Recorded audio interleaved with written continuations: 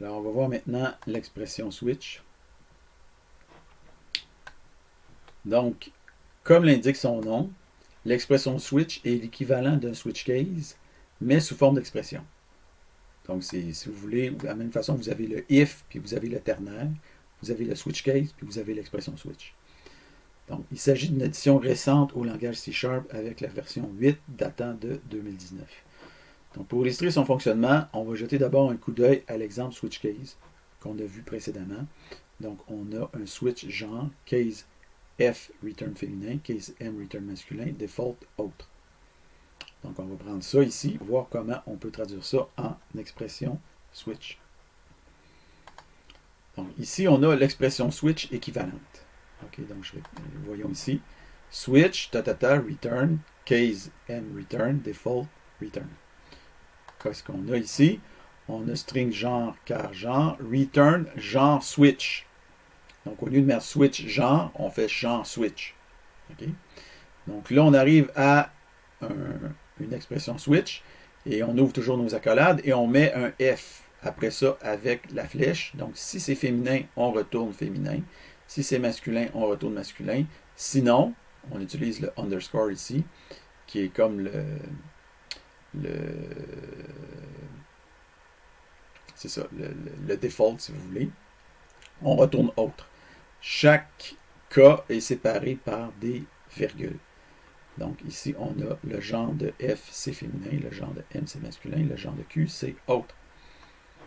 Okay, donc ça ici, c'est une expression switch. On voit que l'expression switch, quand même, si on regarde les deux, voici la traduction entre les deux. Donc on a switch genre, case F, return féminin, case M, return masculin, default, return autre. Ça devient ça ici comme expression switch. Donc return genre switch. Si c'est F, c'est féminin. Si c'est M, c'est masculin. Sinon, c'est autre. Donc, c'est quand même plus compact. Okay. Donc, on utilise ici le default ou le discard, si vous voulez, qui est le symbole underscore.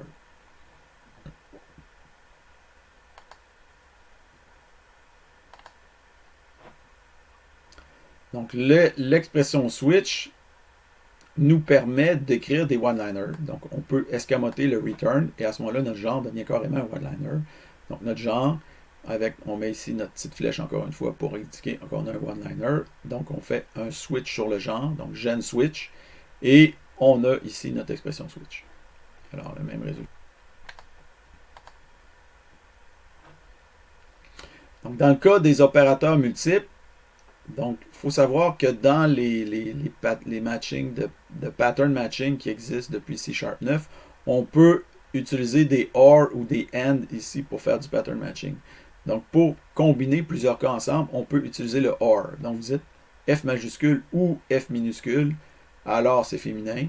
M majuscule ou M minuscule, alors c'est masculin, sinon autre. Donc, on voit ici qu'on obtient féminin, masculin, autre.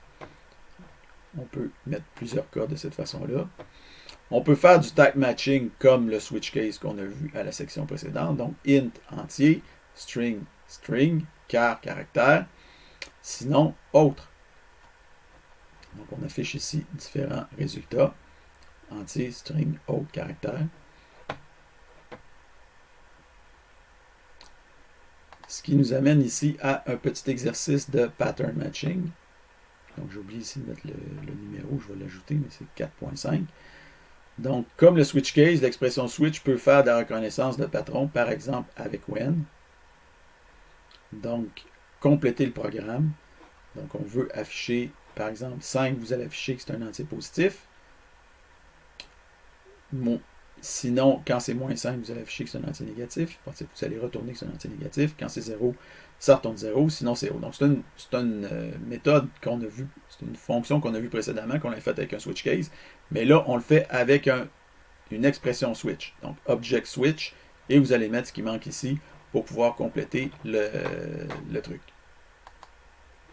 Vous mettez ici.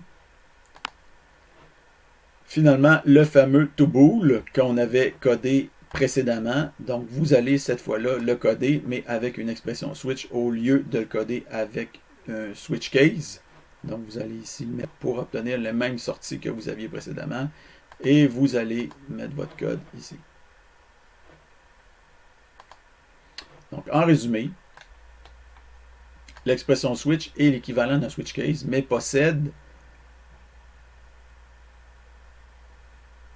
a valeur d'expression, si vous voulez, comme le ternaire. Donc, comme ce dernier, il facilite la création des one-liners.